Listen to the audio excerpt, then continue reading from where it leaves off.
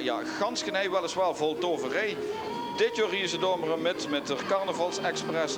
De carnavalsclub zoals al aan het gehele, Oethelen. En het is leuk dat deze jongens erbij zijn. En ze doen ook met aan de tructocht. En dat begint er ook langzaam steeds meer aan bekendheid te krijgen. En de duivel, dat is los, dames en heren.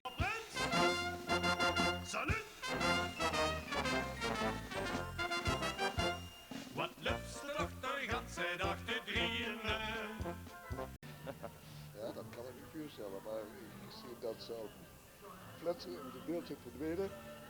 Want nu zit de tempo er weer een beetje in, hè? Want in de verte, ja, kijk eens aan. Hoe kijk ik nou? Ik kijk naar Carnavalsclub 2000. Net zo waaien, ja. Kijk de mensen omringen deze wagen. Je ziet de prins is aan het werk. Prins Alexander IX.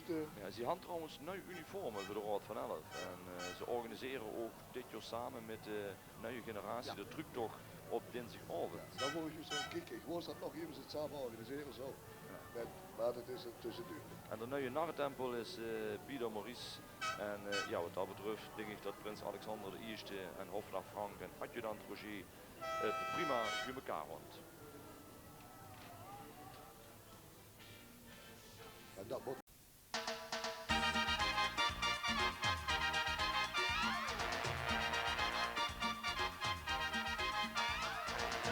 Ja, dit was echt ook zeer Marcel Heerle. Hij is zeker te vingen in Parkstad. En als ze ook al bekijkt, dus leedjesconcours, Parkstad Limburg leedjesconcours en de toneel wordt een davend succes. En Sakkers worden niet over hoe te spreken, zo geweldig worden. Ja, hij wordt zelf een van de trackplaces natuurlijk. Showman is het. Ja. Jongen. Maar ik vind dat de stemming er goed in zit. Ja. Dat merk ik ook op de straat. Zojuist de mensen amuseren zich bijzonder. En dat motto, iedereen is met fotocameraatjes bezig. En dat is toch wel leuk als ze een motto hebben wie zo'n optocht. Nee, dat is zeker. En gisteren in Heerlen wordt het windkracht 11. Dat wordt een motto door een Heerlen. En wat ze wel nu op dit moment juist op, jekere groep, al is ze klein of groot, allemaal een beetje eigen muziek bezig hebben. Ja. Hè? En in toenemende mate levende muziek. Ja. Dus we hebben wat artiesten aan boord die zelf in staat zijn opperbest nummers te spelen. Ja. Nummer 31, ik heb het al aangekondigd, de vriendengroep van Arke, dat is voor ons ook geen onbekende. En dit jaar zijn ze er wel bijzonder goed. Ja, heel goed, heel leuk. Ook het idee wat ze hebben op Kiegens Loggernij. Het is ook een groep van Treebig, van Passat, van Heerlehei. Het is geweldig en het is ook al tot ze toch wel de 13e keer al met gewoon en de eerste keer met zo'n grote groep. Ja, dat belooft nog het. Ja. Heel mooi. En op de achtergrond huurt je de vastelovende slager van 2003 die gewonnen had op het LVK. Daar is ze.